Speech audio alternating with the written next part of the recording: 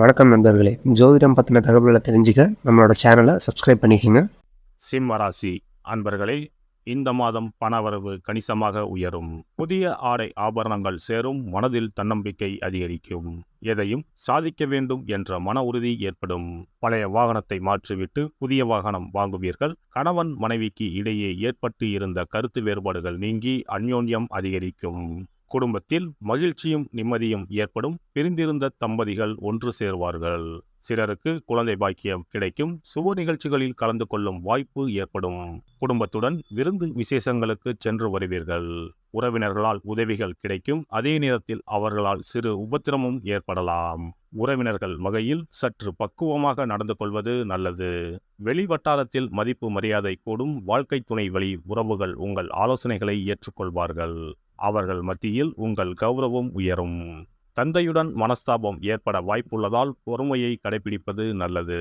அலுவலகத்தில் இதுவரை இருந்து வந்த இறுக்கமான சூழ்நிலை மாறும். உங்கள் பணிகளில் சக ஊழியர்களின் ஒத்துழைப்பு கிடைக்கும். சிலருக்கு எதிர்பார்த்த பதவி உயர்வு, ஊதிய உயர்வு போன்ற சலுகைகள் கிடைக்கும். நிர்வாகத்தினரிடம் எதிர்பார்த்த கோரிக்கைகள் நிறைவேறும். தொழில் மற்றும் வியாபாரத்தில் லாபம் சுமாராகத்தான் கிடைக்கும். மாத முற்பகுதியில் வீண் விரயம் ஏற்பட சாத்தியம் உள்ளது. புதிய முயற்சிகளை தவிர்ப்பதுடன் வியாபாரத்தை விரிவுபடுத்தும் முயற்சிகளையும் தவிர்க்கவும். சக வியாபாரிகளால் மறைமுக போட்டிகளை சந்திக்க நேரலாம். குடும்பத்தை நிர்வகிக்கும் பெண்களுக்கு பல வகைகளிலும் முன்னேற்றம் தரும் மாதமாக இருக்கும்.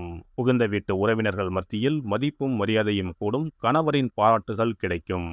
அலுவலகம் செல்லும் பெண்களுக்கு சிறப்பான பலன்கள் ஏற்படக்கூடும். எதிர்பார்த்த பதவி உயர்வு, ஊதிய உயர்வு கிடைக்கக்கூடும்.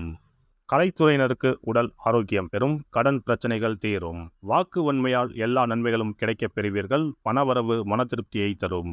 புதிய நபர்களின் அறிமுகம், அவர்களது நட்பும் கிடைக்கப் பெறுவீர்கள். எதிலும் முன்னேற்றம் காணப்படும். அரசியல் துறையினருக்கு நீண்ட நாட்களாக இழுபறியாக இருந்த காரியங்கள் சாதகமாக நடந்து முடியும். வாகனங்களை பயன்படுத்தும் போது கவனம் தேவை. தொழில் வியாபாரத்தில் எதிர்பார்த்த வெற்றி கிடைக்கும். நிதி நிலைமை சீர்படும். மாணவர்களுக்கு கல்வியில் முன்னேற்றம் காண்பதில் ஆர்வம் உண்டாகும். மனதில் உற்சாகம் ஏற்படும். எதிர்பார்த்த மேல் படிப்பு படிக்க வாய்ப்புகள் கிட்டும். மகம் நட்சத்திரம் இந்த மாதம் வீண் பணக்கவலையை உண்டாக்கும். எதிர்பாராத செலவு ஏற்படும். அலைச்சலால் சரியான நேரத்திற்கு உணவு உண்ண முடியாத நிலை ஏற்படலாம். பணவரவு இருக்கும். வாக்கு வன்மையால் காரிய அனுகூலம் உண்டாகும். பூரம் நட்சத்திரம் இந்த மாதம் தொழில் வியாபாரத்தில் எதிர்பாராத போட்டிகள் ஏற்படும். தொழில் வியாபாரத்தில் அதிக முதலீடு செய்யும் முன் யோசிப்பது நல்லது. கடன் விஷயங்களில் கவனம் தேவை. உத்தியோகத்தில் இருப்பவர்கள் வீண் அலைச்சலை சந்திக்க வேண்டி இருக்கும். உத்திரம் 1ஆம் பாதம் இந்த மாதம் குடும்பத்தில் திடீர் கருத்து வேற்றுமை ஏற்பட்டு நீங்கும். விருந்தினர்கள் வருகையால் செலவுகள் கூடும். அக்கம் பக்கத்தினரை அனுசரித்து செல்வது நல்லது. வாகனங்களில் செல்லும் போதும் நெடுதூர பயணங்களின் போதும் கவனமாக இருப்பது நல்லது. ஸ்ரீரங்கம் ரங்கநாதரை வணங்குவதால் வாழ்க்கையில் சுபிட்சம் உண்டாகும். அதிர்ஷ்ட தினங்கள் ஏப்ரல் 12, 13. சிறப்பு பரிகாரம். கடன் சீக்கிரம் அடைபட செவ்வாய்க்கிழமை இந்த எளிய பரிகாரம் செய்யுங்கள். முருகப்பெருமான் உடனே ஓடி வந்து உதவுவார். செவ்வாய்க்கிழமை அன்று சில எளிய பரிகாரங்களை செய்வதால் விரைவில் கடனை அடைத்துவிடலாம் என நம்பப்பட்டு வருகிறது. செவ்வாய்க்கிழமையின் சிறப்புகள் பற்றி காண்போம். எவ்வளவு சம்பாதித்தாலும் வரவும் செலவும் சிலருக்கு சரியாக இருக்கும். சேமிப்பு என்பது உப்புக்கும் இருக்காது. ஆனால் சிலருக்கு வரவை மீறியும் அதிக செலவுகள் ஏற்பட்டு கடன் போன்ற பிரச்சனைகள் வந்துவிடும். இதனால் நிம்மதியாக வாழ முடியாமல் திணறுவர். இந்த மாதிரியான பிரச்சனைகளுக்கு தீர்வுகளை முருகப்பெருமான் அருள்வார். அவருடைய வழிபாட்டிற்கு ஏற்ற தினம் செவ்வாய்க்கிழமை.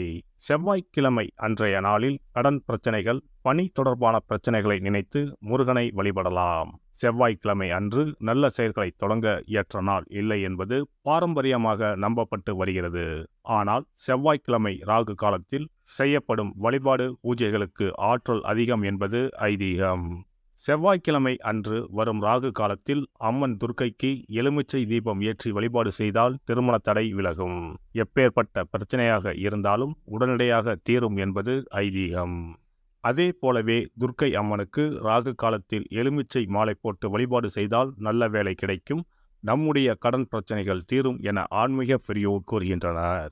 செவ்வாய்க்கிழமை அன்று செய்ய வேண்டிய பரிகாரங்கள். எவ்வளவு அடைத்தாலும் தீராத கடன் சுமை இருப்போர் செவ்வாய்க்கிழமை அன்று வீட்டில் ஒரு எளிய பரிகாரத்தை செய்தால் அவர்களுடைய மொத்த கடனும் அடைவதற்கான வழிகள் கிடைக்கும். செவ்வாய்க்கிழமையில் வருகின்ற செவ்வாய் ஹோரையில் இந்த வழிபாட்டை செய்ய வேண்டும். அந்த ஒரே நாளில் 3 வகையான பரிகாரங்களையும் செய்தால் மட்டுமே முழு பலனையும் பெறலாம். முதல் செவ்வாய் ஹோரை. செவ்வாய்க்கிழமை அன்று காலை 6 மணி முதல் 7 மணி வரையிலும் செவ்வாய் ஹோரை இருக்கிறது. அப்போது பாசிப்பயறு அல்லது பச்சை பயிறு ஆகியவற்றில் ஏதேனும் ஒன்றுடன் வெல்லம் போட்டு பாயாசம் செய்து பூஜை அறையில் சுவாமிக்கு படைக்க வேண்டும்.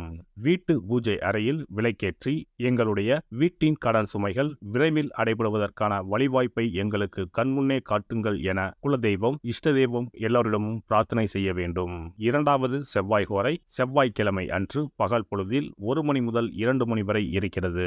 அப்போது பச்சரிசியை சுத்தம் செய்து அதனுடன் பச்சை பயிறு, வெல்லம் ஆகியவற்றை கலந்து வீட்டு பூஜை அறையில் வீட்டிலிருக்கும் சுவாமி படத்தின் முன்பு வைக்க வேண்டும்.